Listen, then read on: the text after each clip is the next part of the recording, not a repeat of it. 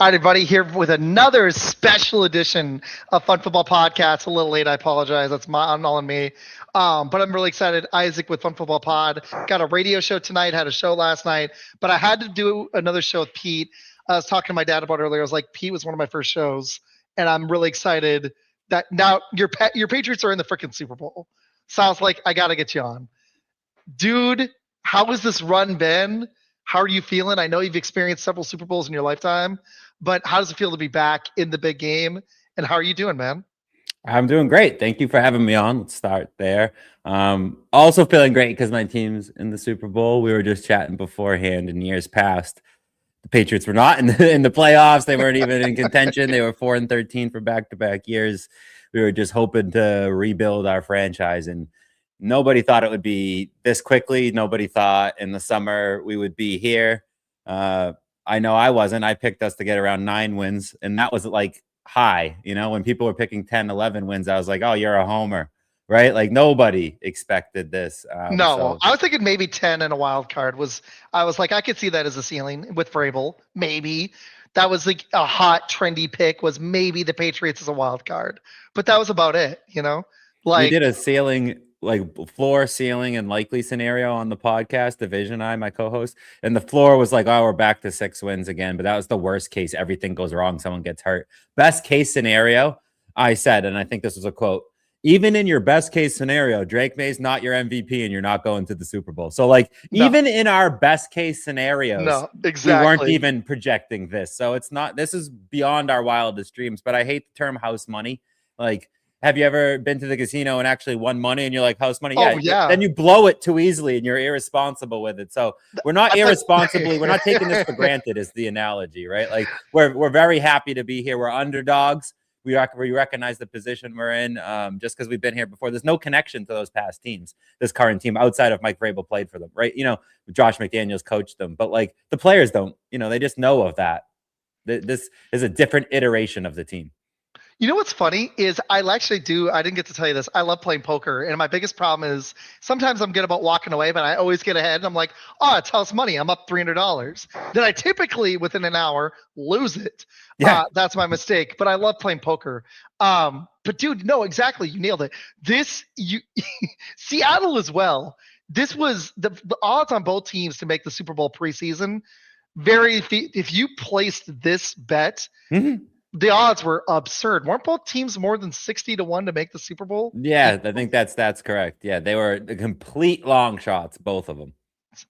I love it. That's why I was like, I got to talk with you. I'm sorry, it's going to be only 40 minutes. If you're game, I would love to do the mock, the big one that we always do, that we've done twice now. But I'd love to have you and Division with me and Med in March. We'll figure it out later, though. But okay, let's talk this game. If we have time for prop bets, I know we got 35 minutes. I'm going to stick to it. Damn, dude. How are you feeling on the game? You guys are 4.5 point underdogs. Like, I really prefer, as much as I want to hit the prop bets, your breakdowns on the game were so great that you got a shout out from Bill Simmons, and you deserved it. You did. Your breakdowns are phenomenal. I've read several this week.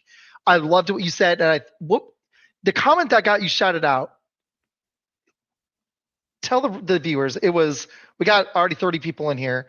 It was about split looks for Travion Henderson, how he could have a successful game against the split safety look. Was that correct? It was the split safety look. I'm pulling it up now, and I wish I was more prepared here. But yeah, no, Bill Simmons. No, you're good. I threw it right at you. Hold on, I'll pull it up here. I think it's worth it. Hold on. I think so too. Henderson. Shoot, if you want to share screen and share it, that's cool, man. Go ahead. Oh, hold on. No, that was awesome. Yeah, no, basically Bill Simmons, split safety looks is exactly what Seattle likes to come out in. And so Travion Henderson has some pretty significant, stats against split safety looks, and I was basically calling them out. And of course, now I'm struggling to pull it up, I'm trying to talk through it while I get it up here. No, you're good, man. There you go. How the Patriots can run on. There we go.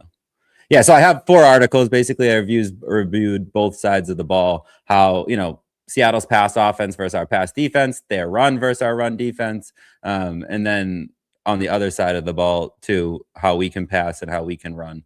But split safety looks here. Travion Henderson. Seattle aligned in split safety looks on a league high 78.3% of their snaps, the third highest rate by any defense in the league. And when they designed, when there was designed runs against their split safety looks, they allowed the 12th most yards per carry and the 9th highest success rate. And Trevion Henderson has particular success when lining up in those split safety looks. So I think that's one of the matchups that we can take advantage of. But if I'm going to be honest with you, Isaac, yeah, man.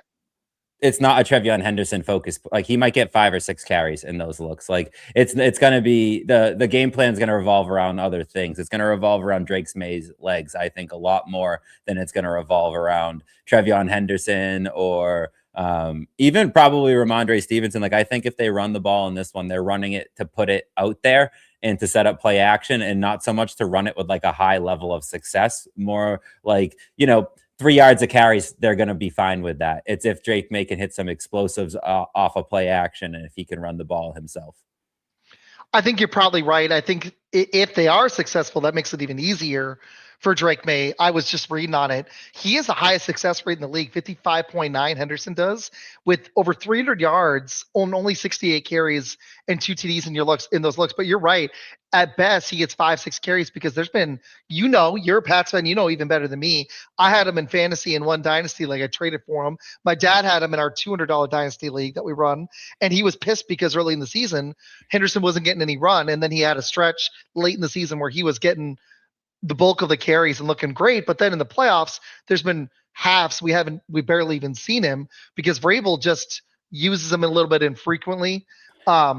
It's not Vrabel's fault. It's Henderson's fault. Henderson's pass protection has been really poor. Ramondre Stevenson's pass protection has been really good. Ramondre Stevenson has the second most yak yards in the playoffs and leads the all postseason in yak after over expected. Basically, dumping it off to Stevenson has been like very good. And that's what you thought Henderson was going to bring you. But if Stevenson's given it to you, might as well keep that workhorse, that veteran out there. This guy's a rookie. This is like the most games he's ever played. But you're right, 911 yards in the regular season, 5.1 yards per carry. These are all team highs, by the way. 9 rushing touchdowns, 607 yards after contact, and 180 attempts. He hit 20 miles an hour, the 9th most times. He hit 15 miles an hour 34 times. That's 13th amongst running backs. And he was 15th in success rate. I mean, as a rookie, Trevion Henderson was great. Has he disappeared in the playoffs? Yes. I think a lot of that has to do. Someone pointed this out, Michael Rodnick, Patriot Twitter legend, but he was like, the weather's been really bad. And like that might affect footing for a guy like Henderson, who basically is handed the ball and told to run as fast as you can at the hole. Stevenson's handed the ball and told to make a cut or two and make the correct decision, right? So one's shot out of a cannon and one's a little bit more patient. So they're quite a dual head running back. Think Gibbs and Montgomery, right? Just reverse when it comes to talent. Montgomery is second fiddle to Gibbs, where here Henderson is more second fiddle to Stevenson. And I'll make this statement, and I don't know if it's a hot take for other people. It's not a hot take for Patriots fans, but Ramondre Stevenson has been the best running back in the NFL since coming out of the bye week, starting week 15 on. I'll argue anybody that to death. No, it's true. And that's why I want to see him get the ball more consistently because I like your pass. I'm talking about Stevenson there. Oh, Ramondre Stevenson has been the best running back in the NFL, and that's what affecting I thought Henderson. You said. I was like, yeah, no, you didn't hear me wrong. Ramondre Stevenson has been the best. Like, Nate, figure out somebody else. I'll show you the metrics why Ramondre Stevenson has it over him, or it's at least comparable. Your rushing attack, Seattle surged the second half of the season too. They went from like 18th to 10th, but you guys are. I don't like just raw stats, but you guys are 6th in rushing because you guys have 3 dudes, May, who can use his legs a little bit, and you got two. You need 2 running backs in the NFL right now. The Packers tried this with Marshawn Lloyd. Wilson's okay, but they've got the one guy in Jacobs. But a lot of teams are getting, unless you've got like a Bijan Robinson or even Gibbs, even like you said it, he gives up some carries to Montgomery because you need 2 running backs. The NFL is starting to figure out that running the ball matters again. And a lot of the teams that do it have 2 guys. The one thing I'm worried about with Seattle in this game, because we got to hit them too, is I'm not as big on their second back with Charbonnet being out. I think that's a huge They don't have one. They don't have guy, one. Whatever that guy's name is, I can't say Maloney? Yeah, Is that Haloni. his There name? you go. Thank you for saying it for me. Is that how you His say it? yeah, his line Yeah, is like Haloni. 10.5 for a reason. Like he's I had mean, 4 games this year where he's carried the ball. And one of them was the yeah, playoff week. Like this guy yeah. is not the second running back. He doesn't play barely any running back. He's gonna No, have to, right? He's forced. they But this is a Kenneth Walker game. There's no question about that. they had their two-headed monster. Those two, Walker and Charbonnet, just on the ground. Average, I don't know. It wasn't a huge average, but it surged late in the season. They combined for over almost 1750. That's not nothing. I'm That's not over scared of their running 700 attack, yards. Isaac. I'm not scared of their rushing attack. They're I wouldn't be 24th in either. rushing success rate, 40%, 28th. There's 32 teams, Isaac. 28th in team rush EPA, 20th in rush yard over expected. They face stacked boxes a ton. Teams just loaded the box, took away the run. A lot of the reason why they continue to run the ball a ton is because they thrive off of play action. Sam Darnold is so good off of play action. I mean, they are nasty off of play action. So sometimes they don't run it to win it. Similar to the Patriots, they don't run it to win it. They run it because they want to use play action, and they just need to show you it a couple times and from different looks. I mean, Kenneth Walker, watching this game is going to be fun for some people who aren't used to Kenneth Walker, because Kenneth Walker is the most patient running back in the entire NFL. And like uniquely, he takes 3.19 seconds to get back to the line of scrimmage. That's the longest by any running back with 100 carries in the next gen stat era. 3.19 seconds. It takes him forever. And the reason it takes him forever is he travels 4.5 yards laterally for every 1 yard he moves forward. That's third. So he traveled. So if you take his rush yards and multiply it by 4.5, that's how many yards he's actually moved on a football field. That's ridiculous. It sounds like Barry Sanders. It's like put him just side to side. Barry just would 1 yard. lose 7 yards, and then he'd run for 70 the next play. Yeah, backwards 7, forwards 14. He gained 7, right? So this Kenneth Walker's the same way. He ranked top 5 in longest time to line metrics in each of the last 4 seasons. So it's not something new that he's doing this year. Kenneth Walker takes forever and loves to run it outside horizontally. It's very unique, but they do that because you can run play action roll off, right? You run it outside. He takes forever. Are we handing it up? Nope. Tuck it and pull it in, because Sam Darnold is, like I said, he's filthy with play action. You take it away, and you take a huge part of his game away. So obviously, a lot of my takes here are for Patriots fans and how Patriots are going to be. That's able what to I brought you in them. for. I brought you in for that. I figured if there was details. a third screen, it would be for the but you want a Patriots a thought here. So play action. It's their second. Yeah, my man Nick, what's up? Second, you know it? Oh, that's right. You know Nick. Of course, Nick's I know Nick. Great. Nick's the man. Second in run and play action rate in the NFL, 62% Seattle is. So they run or they run play action 62% of the time. So more often than not, you're going to see that. Seattle ranked number 1 in EPA on play action. So EPA an efficiency metric. They're very efficient when using play action. Darnold led the NFL in play action EPA and EPA per dropback. 1,560 pass yards off play action. That's the second most. And he used play action on 43% of deep throws. And the point that I bring up, the reason I bring up that point is he's not dinking and dunking off of play action and having high efficiency off of easy throws. He has the second most deep throws efficient. He's throwing the ball downfield and still remaining highly efficient inside the red zone, an 80% completion rate on play actions. But here's the way that you take it away. You take away play action. You take away the run. You can take away play action a little bit easier, or you just tell your team, don't bite on the run, because it takes Walker forever to get to the line of scrimmage anyway. So sit back, wait, see if it's play action or not, and then go attack, because you can do that. You can make up your speed. You guys are fast. The Patriots are fast. They're not big. They're fast.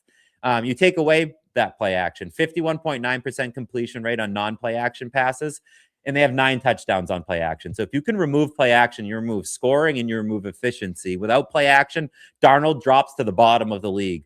Negative 27 EPA without play action. And before I told you, he was second in EPA. Without play action, 23rd. Deep ball rate falls to 7.2%. That's 29th. Time to throw, 2.63 seconds. That's 24th. That just tends to happen when you don't use play action. Your time to throw is going to drop, but it's 24th. So he has very few time to throw. Pressure rate drops to 29.3%. So if you can disrupt that, if you can take the run away, take away Walker, which hasn't been efficient all year because he's had a second fiddle. He doesn't have a second fiddle. They haven't been efficient all year. Tell the Patriots defense, don't worry about the run. sit back, defend the pass, react after the fact. I think that's the words exactly out of my mouth. Yep. I was saying don't load up on the box unless Walker's killing you, which is possible. He's good, but I would not make that my focus. I would not let JSN and a Rashid Shaheed shot beat me. That's what you got to stop. You cannot let JSN get, and he's good. It's going to be difficult, but you've got to. That's got to be your focus. He cannot get 125 yards, and Darnold cannot throw for 300 plus. That has to be your defense's focus. And the good news is your pass D, people forget this. I know you guys had a cupcake schedule, but your pass D is top 10 and can handle this. It just needs, I would be trying to shut down Darnold and put this game on Kenneth Walker against you have to pressure. You have to pressure Darnold. And because that's how you get to Darnold. Darnold isn't Patriots fans say he see ghosts, right? They talk about when he was with the Jets and he had mono and he was seeing ghosts and he sucked. Then he went to San Francisco. He said, this is his quote, "I got paid $8 million to go to quarterback school." He learned under Shanahan. He came out and he's been very good since. So Sam Darnold is just a different player. Anybody who's going to go Sam Darnold sucks doesn't know ball. That's they haven't been watching. They haven't been watching this enough. No, Sam Darnold is very good, but when you pressure him, like any quarterback, he becomes a little bit. Yeah, it's harder for him. Thrown 8 interceptions under pressure, and while we're talking about interceptions, he's led the NFL out of any NFL player in turnovers. He's the most 14-6, right? I'm pretty sure is the split. Yeah, no, you're right. I just looked it up. Yeah. Yep. You got it. No, multiple sacks, 7 in his last 8 games. He led the NFL in turnovers. And the Seahawks,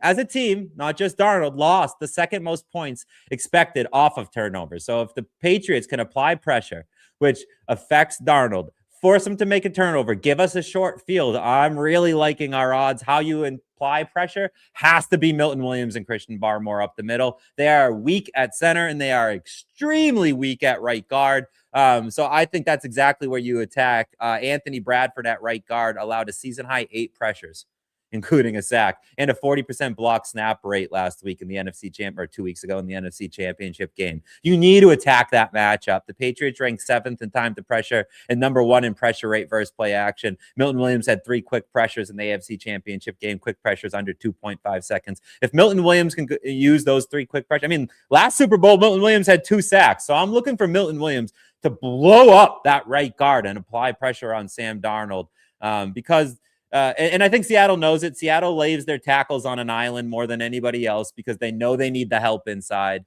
So they need to leave their tackles out on islands. But then you have Clavon Chase on, right? 1 sack in 3 of his last 4 games, 8 sacks total. He lines up on the right edge more often than not. So he's going to see Lucas, who gave up 4 sacks, and he's on an island 80% of the time. So I really like the Patriots to get after Sam Darnold, force a turnover, live in a short field. That's exactly how they're going to win this game if they do.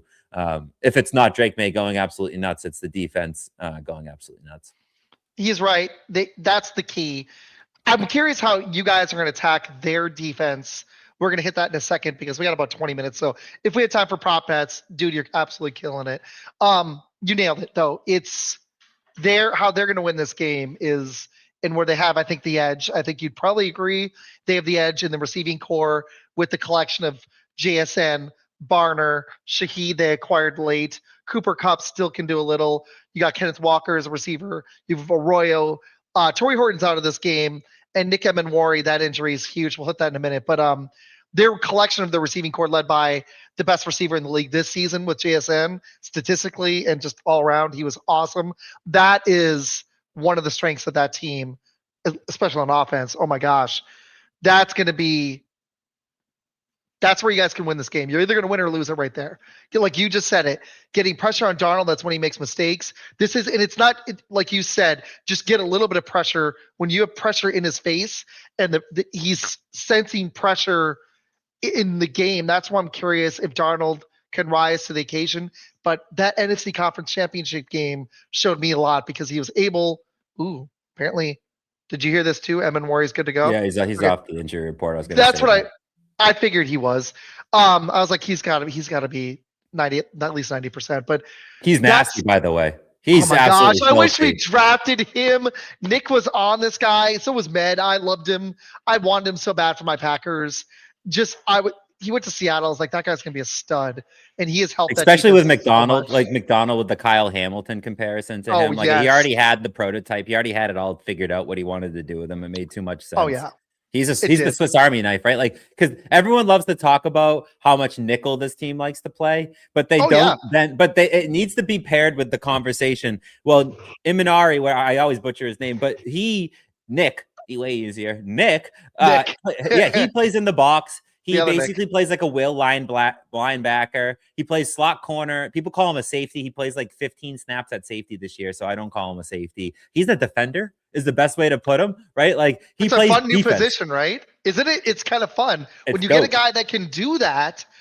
It transforms your defense. It's like having a dude in the NBA that can guard all 5 positions or can handle the ball, can also shoot, sets other people up, can create offense. It's cool when you've got a guy that can do a little bit of everything. Who's that guy on the 76ers that was like 6'10 but played point guard? I'm drawing a blank on his Ben name. Simmons. Yeah, it's like a good Ben Simmons. You know what I mean? That can actually shoot. It's like a Ben Simmons that can shoot. Yeah, imagine if Ben Simmons could shoot is Imanari. Yeah.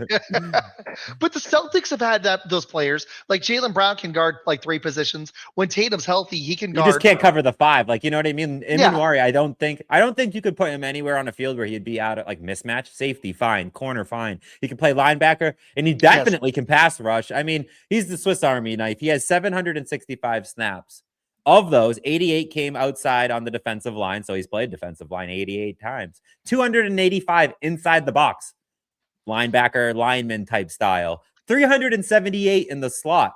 So he's a cornerback, 8 outside corner and 6 at safety. So like he has literally played, Izac, everywhere on the field. So when they say, oh, they're coming out light in nickel, well, maybe Imanari is just playing on the line. And so they're really not light because he's a cornerback. And so that makes them in nickel. And I would suggest, no, maybe they're more like in base because they're playing Imanari. So I don't like that using the light. You know, they come out dime a lot though. Dime is kind of fun when you can roll a guy like this that can play that defender position. It makes your dime. Yeah, he's great. Obviously. It transforms your D. This guy, as a rookie in only 14 games, had 2.5 sacks, 9 tackles for loss, 11 passes defended. So he's great in pass coverage. So when the guy can do everything, he's not. I don't know if he's their best defender because they've got a collection of dudes. The problem with their defense is so good. You can't. That's what I'm worried about. They're so good. Their defense. So like when you talk about attacking, So this is what Division I talked about it yesterday on the pod. We did a full breakdown. Go check it out, Fox Fellas Pod. But anyway, what we said was, what? I'm gonna put it in the stream. Hold on. There's not a hole in this defense. There's not a weakness in this defense. But what there is, they're number 1 at a lot of things, and then they're like 10th at some things. And so you're like, okay, they're 10th. That's our opportunity. They're not freaking number 1 at that spot, right? So like they're excellent on early down. And so my take was if you can get them in third down where they're not as good, that's good. And someone goes, yeah, but they're so good at early downs. And I'm like, no, point well received. Good luck getting to third down, Patriots, right? Where you excel and they don't. But if you can, that's your opportunity to cash in, right? So it's not like any of these things I'm going to say are like true weaknesses because this team is freaking filthy. Like they are so good on defense. Number 1 defense. They, I think, are like 4 spots in DVOA behind the 2007 Patriots. Fox Fellas Pod, guys. Fox Fellas undefeated. The undefeated until the Super Bowl. Not obviously Patriots that year. I think we ranked like 7th all time. This team's like 13th all time in DVOA. Seattle is really good. They are unprecedented good. They are. So I don't have the way to tell you to beat them. If I did, I would be in San Francisco right now, playing, working for the team, right? But there are some areas you can attack. I think one area to attack is Drake May using his legs. Drake May running the ball is going to be the way I think that if they're gonna win or get some chunk plays, he could be the catalyst. Seattle's most vulnerable when quarterbacks extend plays into scramble lanes. I think this is a good matchup for them. He can be like, call him a chaos agent, right? Because they're going to need to do wrinkles. That's my take here. They're going to need to do things that Seattle isn't so used to. For example, RPOs, keepers, designed runs. They haven't faced many designed runs. I think they've only faced 2 quarterbacks who have actually run a designed run against them. So Seattle, while they're very good, they don't have tape, they haven't defended this yet. So we don't know if they're really good at this yet. Potential wrinkle, right? Seattle against rushing quarterbacks in their limited sample size, I'll add that. 5.3 yards per carry to quarterbacks. That's the fourth most. Okay, we're starting to get somewhere. We have a little weakness. 6.7 yards per carry on scrambles. 11th. Okay, 11th most. Okay, we have something. Second best in first down prevention on scrambles. Damn it. They let up lots of yards, but they don't let up first downs. Like crap. So they're good. They're efficient in that way. But second most scramble yards allowed. 345. Seattle's allowed the 10th most yards off passes thrown off platform. Okay, so maybe get Drake May out of the pocket, get him rolling out.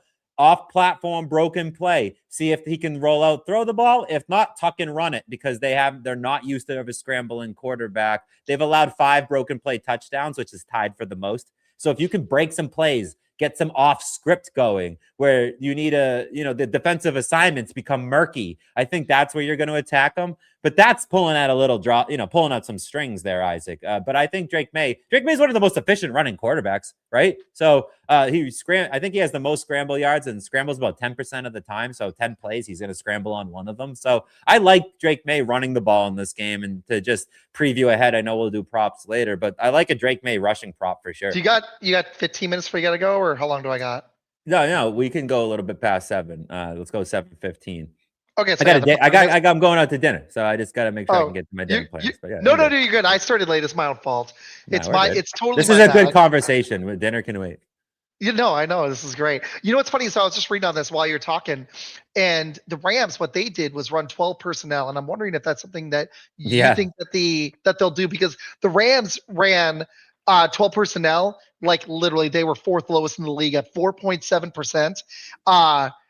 Or sorry, wait. 4.7 in the playoffs, only 9.6 during the season. So they didn't use it very much. Almost a quarter of the plays against Seattle, 22.4.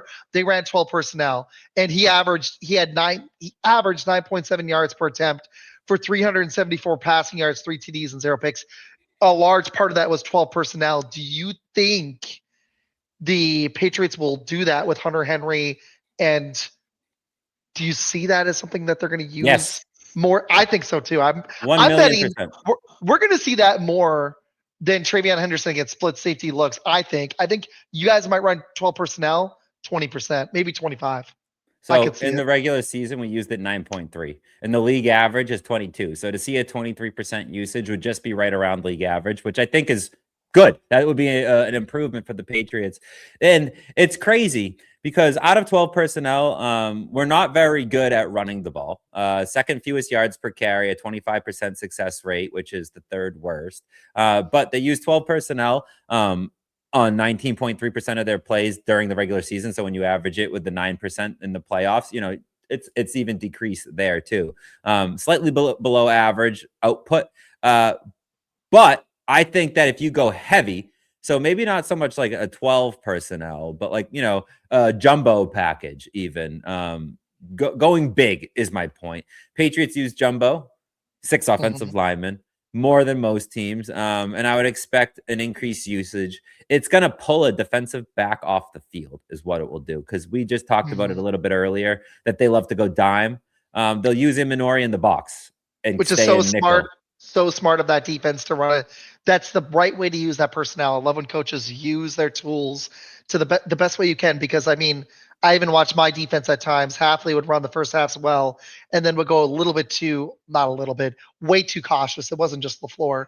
And I didn't feel like he used our personnel as effectively. That's coaching. You have to do that. And Imanori allowed them to run dime. Without Imanori, I don't think dime works for them. Yeah, no. Without Imanori, dime doesn't work for him because, again, it's almost like nickel, right? Yep. It's almost like when they say dime, they mean nickel. When they mean nickel, they mean base, right? Like because Imanori. But we were talking about Drake May's legs. Out of 12 personnel, he's super explosive running the ball. He's got gains of 10 or more yards on 11 scramble runs out of 12 personnel, so he's got 4 of them. Ramondre Stevenson and TreVeyon Henderson across their 71 carries have 3. So in 11 scrambles, Drake May has 4 big runs, whereas the 2 running backs have 3 and 71 carries. So Oh, like right. look for Drake May out of 12 personnel to run the ball. He's very explosive out of that. But like I said, 23% to 9.5% pre to post buy. So and, that's pretty significant. And that I think what you want to look for is when the Patriots do something well, but they don't do it often. That hints to me they're going to do it in the Super Bowl. Right? Like we've been waiting to do this. We do it well. We know we do it well. We're not going to do it often. For example, if you flip over to the other side, blitzing. We've been just as good at blitzing all year, but we've increased our blitz rate from 25% to 40% in the playoffs. So it's not that we've gotten better at blitzing. We've just done it more. So sometimes we know what we're good at. We don't do it a lot because we want to do it in the right spots. So Josh McDaniels is famous at this. Run the ball at your center's ass 3 times in a row, get 2 yards. The defense gets super confident in themselves. They start to feel like, oh, when they do that, I know what to do. I've been blowing it up all day. And then when you need it, you run play action off of it and you hit a bomb to somebody for 40 yards downfield to set up a field goal that helps you take the lead. Some sort of script like that. So I would expect wrinkles to be the way you take advantage of Seattle's defense, doing some things just a little different. They haven't faced a running quarterback. Extensions of the run, screen passes, short passes, quick passing game. That's something that you can do to like, it's basically running, right? Like you're not beating the defense. You're almost getting them the ball and hoping they can do something after. Just like a running back, right? It's not like you're trying to throw the ball downfield with air yards and get all your air yards, get the gain off of the air. I would say quick passing to Ramondre Stevenson is going to be another one too. Like I mentioned earlier, he's a yak leader in the playoffs. How many yards did you say he had in the playoffs? He was awesome in the regular season too. You're talking about Ramondre Stevenson? Yeah. So I mean, the Patriots as a whole, league average, they were 16th in yards after the catch. But in the playoffs, particularly, Ramondre Stevenson has been very good. So I'll pull it up for you. Just give me a second here. No, I knew he'd been really good. I didn't have it. Third most yak in the postseason. That's 104 yards. Running back. That's a running back. No wide receiver has over 50 yards a yak this postseason through 3 games, and he has 104.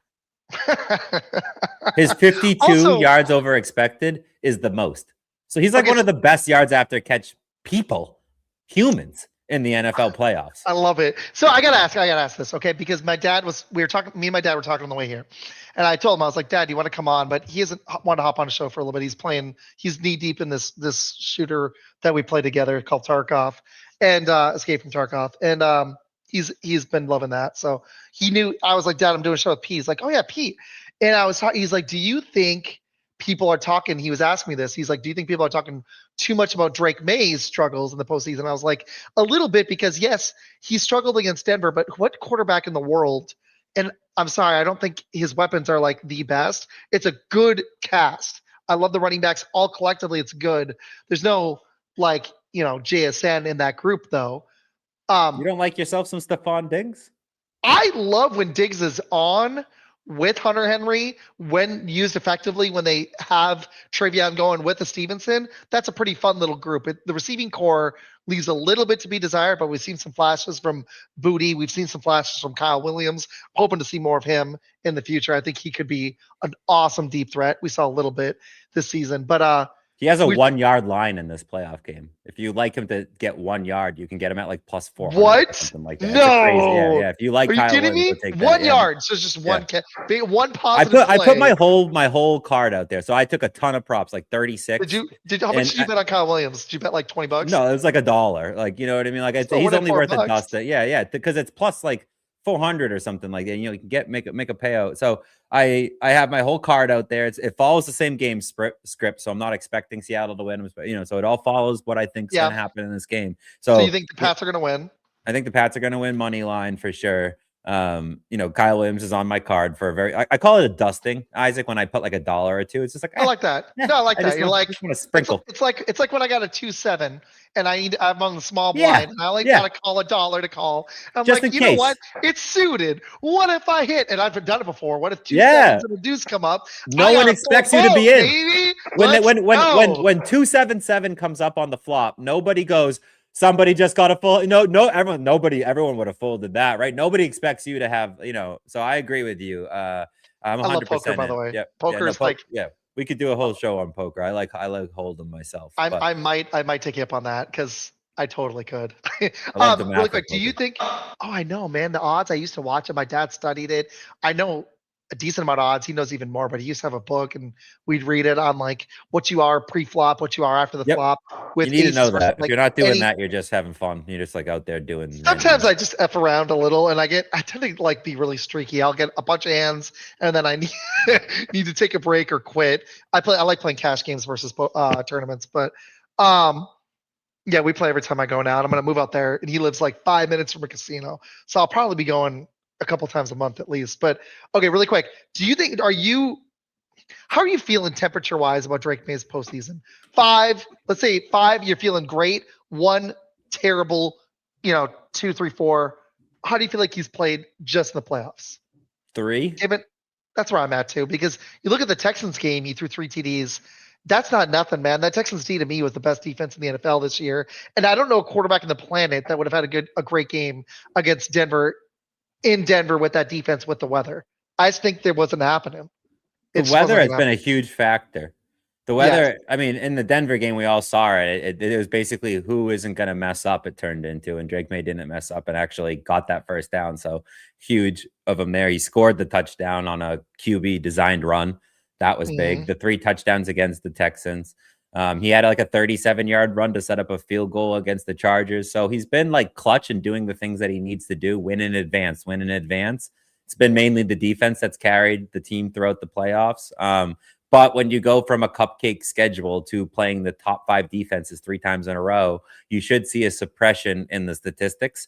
You just don't like how many fumbles he's been doing, if he doesn't put the ball on the ground, I'm saying 4, but the ball on the ground makes him minus a point because all these turnovers are starting to stack up. You have to put some of that on the offensive line, right? And like their protection of him, which has been porous. They have a rookie left guard who's out of position. He played center. He is a center. Jared I hate Wilson. when they do that. We ran into that with Jenkins. We had to though, because we wanted to play him, and he's not happens. ready to make the calls at center yet, so he had to play left guard. It's almost like one of those, and it got him a year of experience. I don't know if Rabel called this either, so I think he was like, "Listen, you're going to go out there and get some experience this year," and it's like, "Oh wow, we're starting to win. You can't bench him now." So it was almost, I almost want to wonder because we have some good backup. Like Ben Brown. Might not ring a bell to most people, but he's a fine backup guard. I've heard of him. Yeah, he's solid. Yeah, solid. We had to do this where we moved. We didn't have a center. We didn't sign one, so we moved our All-Pro guard to center, and he was not nearly. He was out of position. You could tell. It's such a change. Like just moving one spot on the line. Some guys can handle it and do just fine, but some guys are far better at one position. It just depends on the player. Typically, they're better at one position.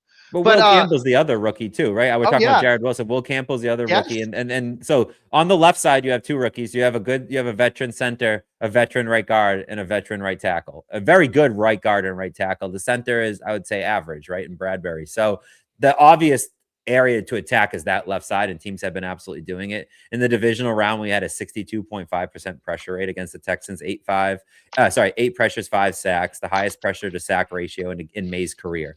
So these defenses have been getting after it, and Will Campbell's been going up against Hall of Famers, essentially, in Benito and Will Anderson. So I'm almost like, you've had tough games. Will Campbell allowing 5 pressures, but 4 pressures in back-to-back games, but you've been going up against the elite of the NFL. So some of that's to be expected. And they've been trying to give him help, but he had a press conference and he was like, it's weird.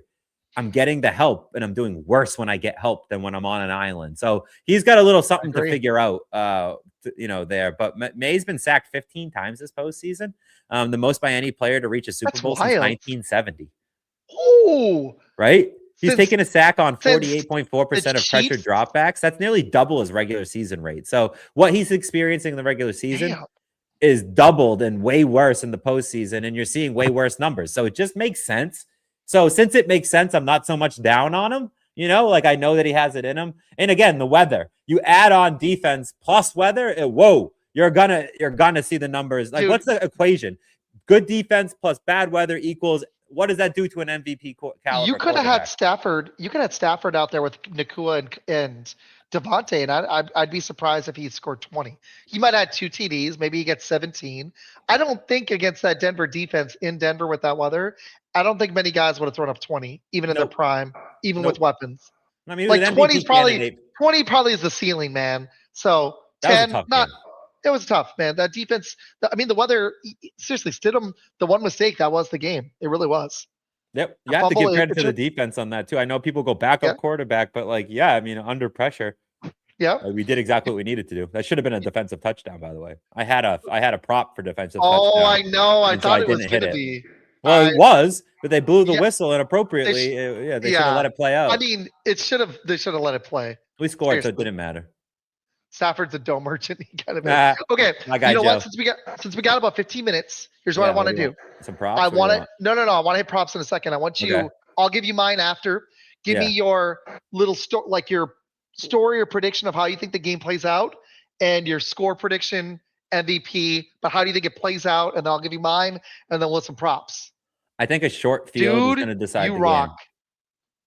That's a good question. What's I the gotta hit question? that. Sorry. Sports Who SP.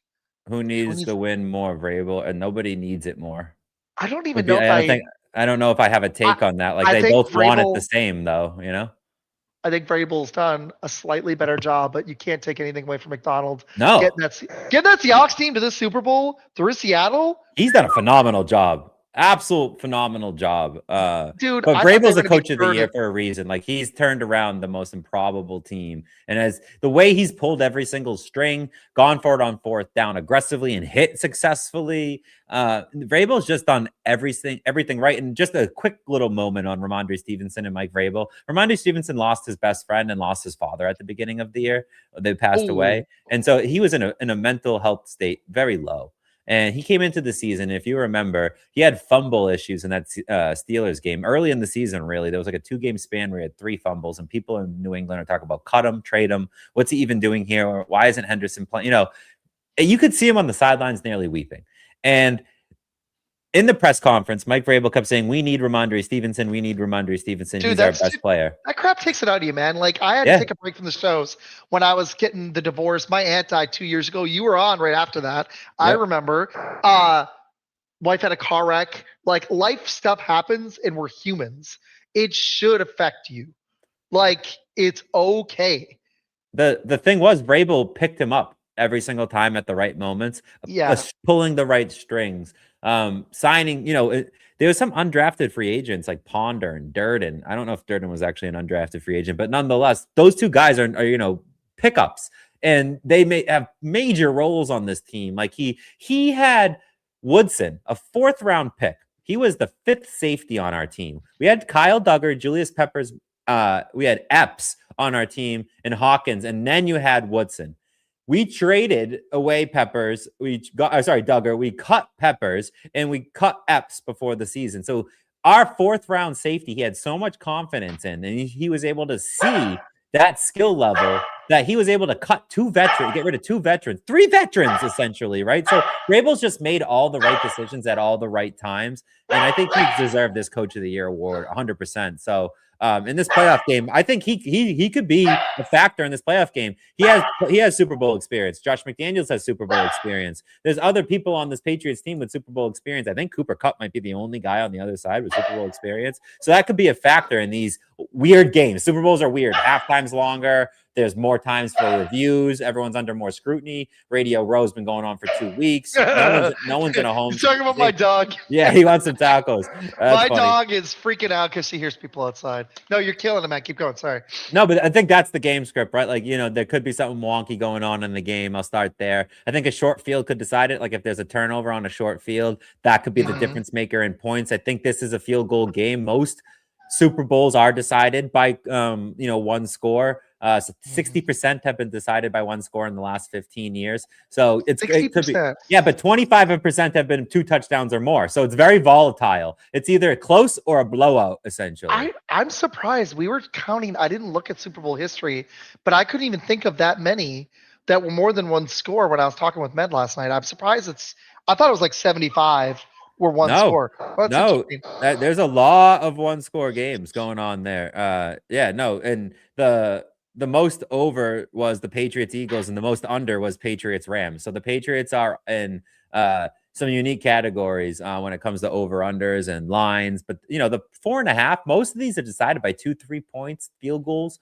like I said. So 4.5 points, even if you take the 4.5 points and Patriots lose by a field goal, you win the bet. So that's why I like the Patriots at the 4, because I think this is a close game. One of the props I saw, just to sneak ahead, the largest lead, 14.5 points. That's crazy. I'm taking the under on that one. I don't think this game ever really gets out of hand to bring it back to game script. I don't think it ever is one team dominating and another team chasing, like trading back and forth blows. I don't think it's a defensive game. I'm taking the over. I think last week showed us that even if you have a really good defense, yards and points can be scored. I think this is a good offense. And I think high score, like a 50-something-ish point game where a short field might decide it, and give me the Patriots to win. Nice. I took the Seahawks by 1 score, but I took them 31 to, I think I said 27. I'll go 28-24. Run back the same score from last time. I could totally see it. I went 31. I'm trying to remember what I said last time. It was either 31-24, 31-20. No. It was 31-27 because I had them winning. I had them covering the line. I agree with you. I just think I'm a little worried about the Seahawks defense. I think they're going to create a turnover or two. I think it's going to be a fumble from May or Stevenson or Henderson or a receiver. I don't know if May will even throw a pick, but I think there'll be like 2 lost fumbles, and maybe the Seahawks lose one late. I think they will, but I think it'll never be more than 10. And I think New England easily could win this game. They're a good enough team. If Darnold or anybody makes any mistakes, New England's good enough to win this game. I could totally see it. I kind of hope it does. This is weird. This is a different Pats team. I know you're going to hate me. I got a little tired of the Brady thing, but this is a fun team. I love the Vrabel's coach. I feel completely differently about them. Maybe it's because they hadn't been in it for a minute, but I love Drake May. I really love Vrabel's coach. I like Henderson. I love that Stephon Diggs has grown up and been a leader for them. You needed that. That has been perfect for you guys.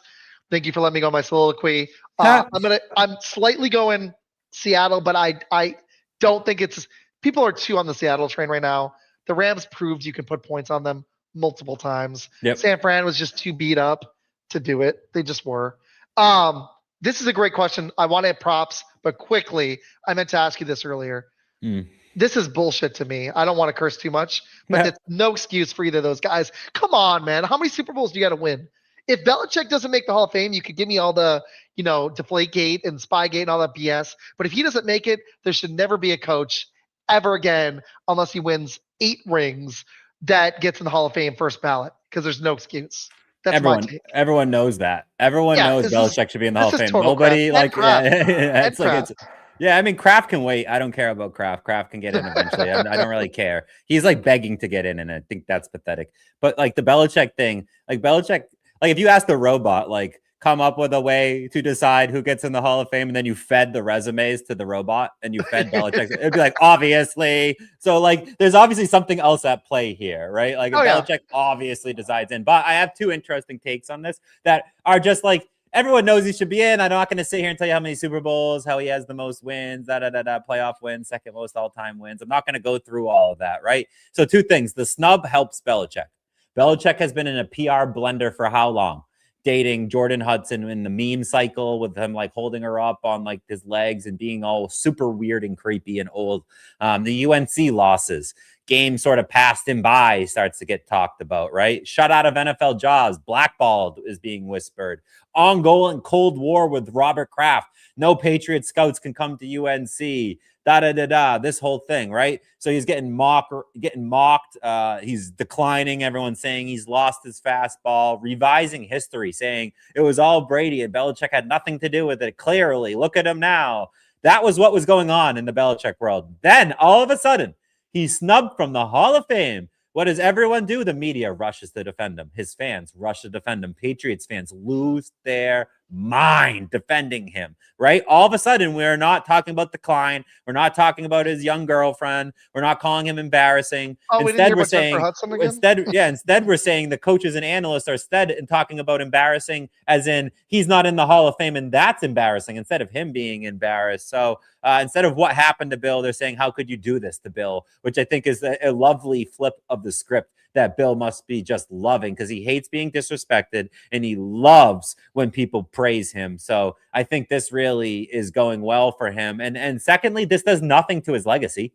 No. So if it did something to his legacy, he might care. But he's already like I said, Robot knows he should be in. Anybody with a half a freaking brain knows he should be in the Hall of Fame. Everyone knows he's the greatest coach ever. No one's even close in championships, longevity, playoff success, adaptability across eras. He's makes the Hall of Fame look so dumb. It makes them look so political. It looks so personal. They look small. And so I just think Bill Belichick's like, fine, put me in the second year. I could give a crap. And honestly, that's my take too. I could give a crap. He'll get in eventually. Everyone's losing their minds. But now it makes me not care about the Baseball Hall of Fame and now the Football Hall of Fame. I don't care. When someone goes, oh, he's a Hall of Famer, I'll go, what's that matter? They don't know what they're talking about. They have 50 old people who can't remember who they voted for. They need to fix it, though, because the system sucks. The system sucks. And the game, to me, the NFL game, people that say it sucks, I'm like, you're not watching because the NFL's, I love it, especially right now. It's great. But the two things they could absolutely fix are the MVP voting and the Hall of Fame voting. It makes no sense. It's two easy fixes. At least they don't have a problem with the game. They do have some rules issues and refereeing issues.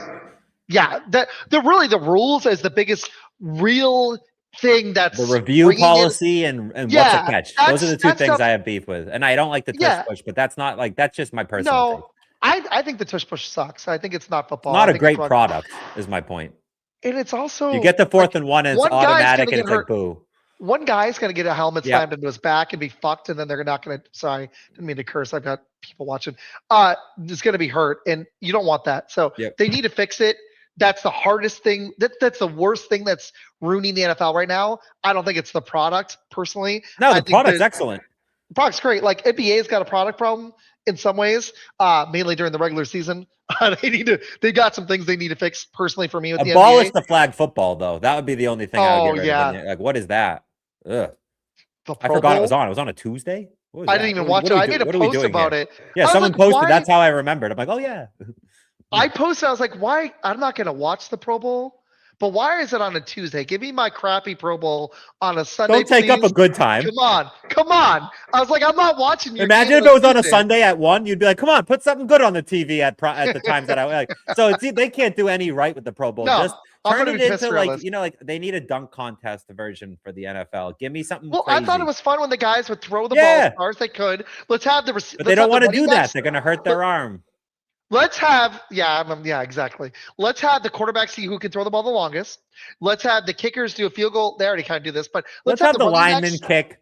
Let's have, linemen receive receivers. Punches. Let's have them race. Let's just have fun with it. Let's make everyone laugh and have a good time, like celebrities and stuff. Let's, Snoop versus just bring people out. Do something NBA style. Make it fun because it's so dumb. Like dumb isn't fun. Fun is fun. No. They have a problem. You could have Tyreek Hill racing against Terrell Owens. That'd be great. I'd watch it. A horse, do crazy fun. Stuff. Do it. Yeah, do it. Let's go. Let's do it. Let's get a track and let's run. Let's see who the fastest player actually is without that. Can the lineman run forward and a cornerback run backward? Who can do it faster? Do fun stuff. This is not hard. We just did this off the top in 2 minutes. Come up with better ideas. You need to listen to my pod because you already listened to Pete Collins, and you should take these ideas and spout them on your show where 500,000 people watch it. And let's get the NFL actually thinking outside the box here because this is not hard. This isn't hard. All right, we got a few minutes. Let's do prop bets. I'm trying to get you to your dinner. All right. I suck. I don't have them all up. Okay, 4.5. I agree. I think the Patriots cover the line. What's a player prop that you liked? I forget where it's at. I like the Travion Henderson prop. You gave me the Kyle Williams prop earlier. It was 1 yard. How many yards was it for Travion? Was it 22.5? 18.5. They're really fading Travion Henderson. Dude, come on. I think he can get that. Unless he 5 to 6 carries. 5 to 6 carries. 7 touches. Efficiency, yeah. He gets it. 8 touches, he gets it. 5 at 5 at 4 yards. a carry. Oh. That's baseline efficiency. He averaged 5.1 in the regular season, so really he would need 3 or something like, but anyway, 5 carries gets him this. Seahawks split safety uses, we already talked about it, just under 80%. Henderson burst split safety, 68 carries, 319 yards, 2 touchdowns, 4.7 yards per carry, 59.9 success rate, which is the best among qualified running backs. So you get him against those split safety looks. That's the one that Bill liked a lot. I also like on Henderson, he's super fast. Henderson, fastest ball carrier, plus 750. That's a great payout for Henderson running pass. I saw that one. I like that one. That one's a sneaky one. Speed profile. He has that. Stay on for a minute. We're gonna hit that one. He has 20 miles per hour 4 times, 15 miles an hour 34 times. There was the longest run in the game. Longest rush. Travion is plus 143 at a rush for 10 plus yards, which is funny because the Henderson receiving rushing combined is only 27 and a half. He doesn't catch the ball. That's true. If he busts, I'm sad he doesn't. I wish they used him that way, but I get why. He's terrible in pass protection, so you can't have him on the field if he's going to blow a block. In passing scenarios, he can't be out there. Especially in this game with Seattle's pass rush, you can't have running backs blowing blocks. That could anybody. Yeah, exactly. Someone who likes to block is Mac Hollins, and I like Mac Hollins to catch some balls in this one. His line is at 26.5, so I took that, but I also took him at 60 plus because it was at plus 450. Mac Hollins pre-injury was getting 7 targets a game, and he led all Patriots wide receivers in snaps in the AFC Championship game. And if you'll remember, everyone was talking about Drake May's shoulders, it hurt, and then the very next play he got a flea flicker throw to Hollins. It was like a 30-yard something catch. Hollins is the guy. Seattle deep leak is what I call it. 226 deep pass yards allowed against the NFC Championship game to Stafford. 60-yard path is basically a 2 explosive catch for Hollins. So I think he gets that 26 and the 60. I like him at that. That's why I like the 450. That's not bad. That's why I like the Kyle Williams prop, because I think that's one way you guys beat them this game is a few deep. Drake May's got a deep ball in the right. I think he's got the best deep ball in the league. Booty's the best deep ball guy on the team. I have him as longest air yards on a single reception, Kayshon Boutte. So basically gonna catch the deep ball. Deep target rate, 23.9%. Yards per target, 17.2. EPA per target, plus 7.4. The first amongst wide receivers. He is the best at the deep ball. And then you say, well, what if he gets locked up? Tight window connection with May, 9 of 15, 60%. 60% on tight windows. I mean, throw it deep, throw it in a tight window. You saw it on Lattimore, that one-handed diving catch in the end zone. That's how Drake May began his career, with a bomb to Boutte in the end zone on Lattimore. And then in the playoffs, he throws a bomb to Boutte on Lattimore. I mean, he loves throwing bombs to Boutte, and I would expect Hollins. Booty bombs. Booty bombs. Yep. I love the next gen stat era coming into the prop. Oh man, it's fun, isn't it?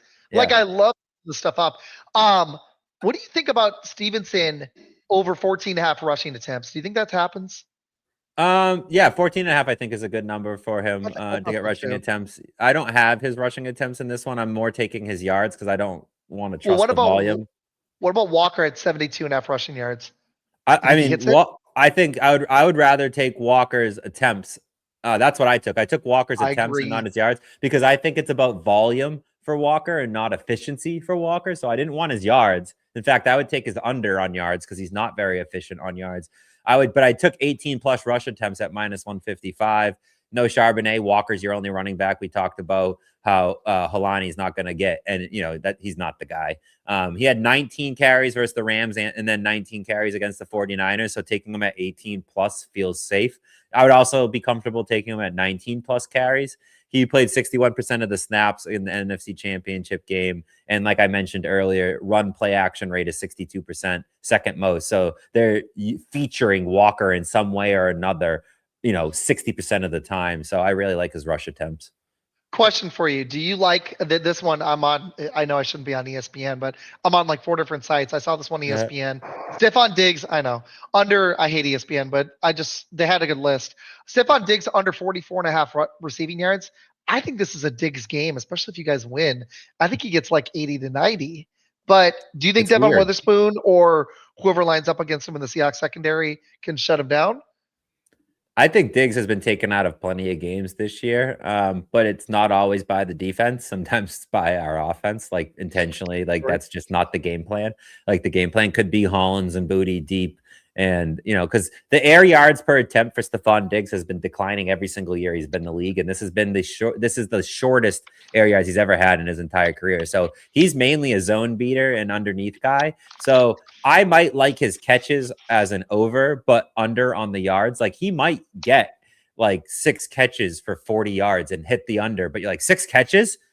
That's got to be that's got to hit over. I don't know what his catch line is, but I think he could get short yardage. He's not like necessarily a yak god. So like short, fall down on the ground, 6 yards, second and long, throw it to Diggs for 6 yards to shorten a third down. Something along those lines. Like Diggs isn't a big play guy against, underneath in these zones. He can be. You saw it in the Bills game. You remember Drake May rolling out, throwing that bomb on the sidelines. It's not like Diggs doesn't do it. So if it happens, I won't be going, whoa, I didn't see that coming. I'm like, no, that happens. But that's not his featured game. Like his featured game is the underneath finding holes in the zone. He's been brilliant at that. That's where I think he could have a really good game. He could. With like 8 to 10 catches, and they average like 9 to 10 yards, and he gets to like 80. Volume. Maybe 100. Their volume, exactly. Volume over yards. If they hit a couple deep shots, or they have or the running game successful, the middle of the field is going to be open, a little bit more open for Diggs. The Seahawks D is good. I don't think it's Legion of Boom good, though. People have been talking about that. I'm like, no, it's just not. It's good. Very good team. Overall, really good team. I like this team, but the defense is not historically great like that Legion of Boom either year. It's just, I'd have to see the DVOAs, but I don't think it just eye test too. It doesn't look like it. At moments in Seattle, they gave me Legion of Boom vibes, but yeah. So 5 more minutes. All right. My dad asked a great one. Who has a better game, Darnold or May? Simple, good. We can give a great answer, but who do you think has the better game? Drake May. I like May better as a quarterback. I think Darnold's I just like his weapons, but May's going to have to match Darnold, or if not do better to win this one. I mean, he was an MVP candidate for he a was. reason. He was one vote off of the MVP in the regular season. He led the NFL in QBR, passer rating, and QB rating, completion rate, 6th all time in completion rate, led the total EPA per dropback, yards per attempt, passer rating, completion percentage over expected. Like, I'm getting tired trying to say the list of things that he led the league in. Like, Drake May is very good quarterback. Sam Darnold led the league in turnovers. That's it. So wow. That might be too much for me. 20-9. But I like this guy, whoever, or person, whoever. Oh, nice. Oh, it's your dad. Oh, yeah, I like your dad. Your dad knows what's up. 20-9. I'm. You met him. We're gonna be doing the mock draft again. Yeah. We're gonna have a blast. Okay. Since we're running out of time here, any final prop bets you got? And then I want you to give. I'm gonna rattle off. I'm just gonna rattle. I'm gonna rattle real quick. I want to interrupt. Patriots 7.5. So parlay Patriots plus 7.5. May 1 touchdown. May 200 yards. Reason I like that is if the Patriots were to lose but have to pass at the end of the game, he gets over 200. He gets his touchdown. That's at plus 126. But in reality, I think Pat's money line is a lot safer. 230 yards and 2 touchdowns. You parlay that at plus 600. Pat's. I took it also at 190. I took May's longest rush, 13.5, the over there, 5 yards per carry. But he's also done this twice in the playoffs. He has a 37-yard rush versus the Chargers and a 28-yard rush versus the Broncos. So I like him to have a long rush in this game. And I spoke about his long rushing and explosive rushing out of 12 personnel, which we both agree we're going to see a little bit more of. I also sprinkled a little bit him on MVP. 7 of the last 10 Super Bowls, the quarterback wins the MVP. If you don't give Drake May the regular season MVP and then he wins the Super Bowl, how do you not give him the Super Bowl MVP is kind of like my take. To miss out on 2 MVPs seems really strange. It would take like 2 touchdowns or 150 yards from somebody else that's not named Drake May, or a defender scoring a game-winning touchdown, or a special team, something along those lines. I like Stevenson over his 50.5. I also took him at 60 plus. He's the workhorse. He cleared this in 8 straight, the 50 number. He had 25 carries versus Denver, so volume is there too. I like him to score a touchdown, especially out of jumbo. The Pats have scored 10 touchdowns out of jumbo, the most in the NFL. 13.5 first quarter rush yards. If we receive to start the game, the odds spike on this one. And in reality, he really probably needs 3 to 4 carries to get to 13.5 in the first quarter. That's at minus 114. But I also took his receiving yards over 24.5. He averages 28.6 yards per game. He had 75 in one game. I think that should be noted. But we also went over his brilliant yards after catch, so which I think plays a factor, especially given Seattle's susceptibility to yards after catch. I also took his first quarter receiving yards at 5+ because that's one catch, and that's at plus 175. And then you smash Stevenson together with May for 100 combined yards between the two of them at plus 108 plus money. I thought was crazy for those two to get 100 together. You're basically betting on the Patriots running for 100 yards because Trevion Henderson doesn't run for a ton of yards. In past results, Denver 136 combined, Houston 80, Chargers 119. So the 2 out of 3 they would have hit in the one game. They fell 20 yards short. They combined for 111.7 rushing yards a game together. May leads all QBs in rushing yards, and Stevenson is the team lead in both carries and rushing yards. So I like both of them to rush. I also did a dusting at plus 3,000 for Stevenson to get Super Bowl MVP. Should May not get it, I like him at 30-1, which is better than you could take Stevenson 2 touchdowns, but if he gets 2 touchdowns, he's probably going to win MVP is my take. 2 touchdowns is 9-1. MVP's 30-1. So you just get better odds. Same thing for Patriots money line. I don't have a Patriots money line bet that's not in a parlay. The reason I don't have it because Drake May MVP is a much better vote or much better pick than Patriots money line. If Patriots win, it's Drake May wins MVP. Better payout for Drake May MVP. So I think that's the angle and the way you attack betting, and from that sense. I also parlayed Henderson and Stevenson's lines because I took them individually.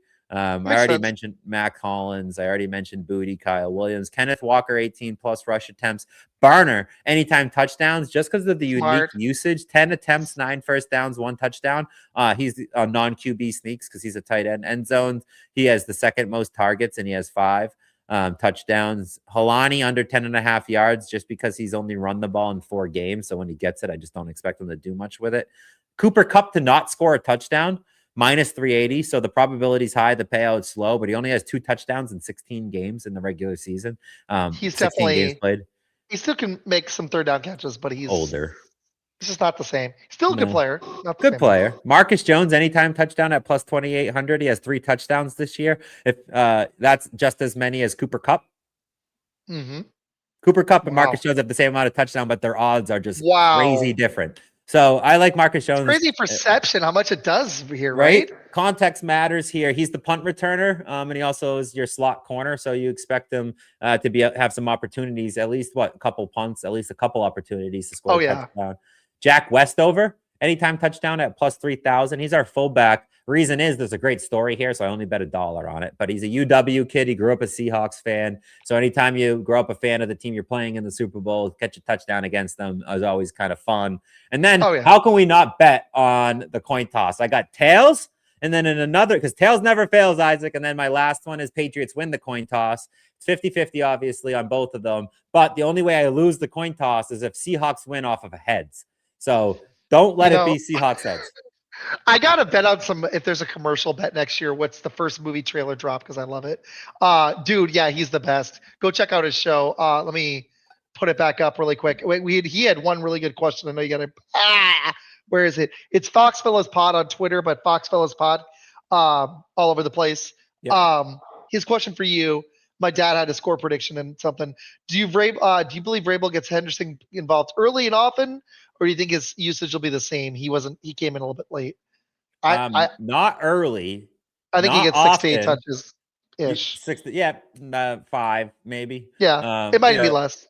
Yeah, he's not being used as a pass catcher. He's not being used as a rusher. His pass protection's too poor. But the split safety look and the frequency that the safeties play split safety looks for Seattle, I think, has to be a little enticing that they try it a few times and see if it works. And if it works, they can go back to it. If it's not working, don't do it anymore. Like, they can avert course. So I don't think early. I think Stevenson gets the early touches. He's the starter. He's the trusted guy. And then at some point when you need a wrinkle or he needs a breather, that's when Henderson's going to get his looks. Not on third down, not in passing situations. Yeah. Well, maybe not in third.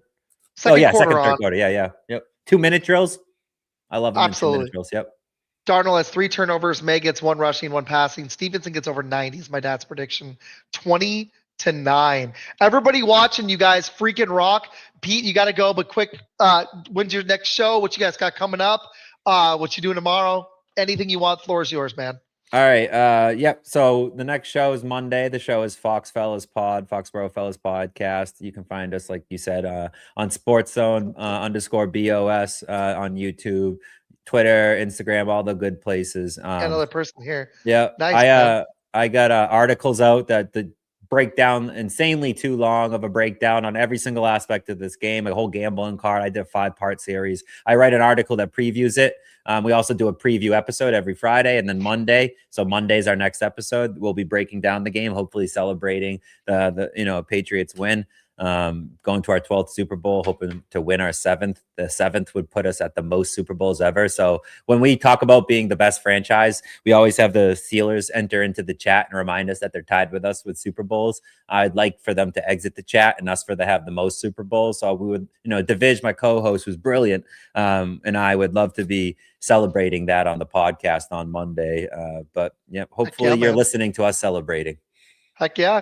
Good luck, dude. I got a Spaces tonight on Twitter, 9 p.m. Eastern with Jamie Jayhawk and Med. He's now known as Nercadia, and anybody that wants to pop in, come join. I'll be on there, and I'll have another Spaces Monday after the Super Bowl at 8 p.m. Eastern. But, dude, this was a phenomenal show. We got to do another one soon. Good luck tomorrow. Have a blast. I hope you guys win, and congrats on making the Super Bowl, man. Seriously. Thank you. Go Pats. Oh, wait. And getting a shot on Bill Simmons. That's got to be like a Super Bowl win. So that was pretty cool. Congratulations, dude. That's freaking awesome. Seriously. But everybody, thank you for watching. We had over 200 people on the stream. This was awesome. Appreciate you guys. I will see you again in a couple hours. Thanks for watching, everybody. Thank you, Pete. Enjoy your dinner, man. Peace.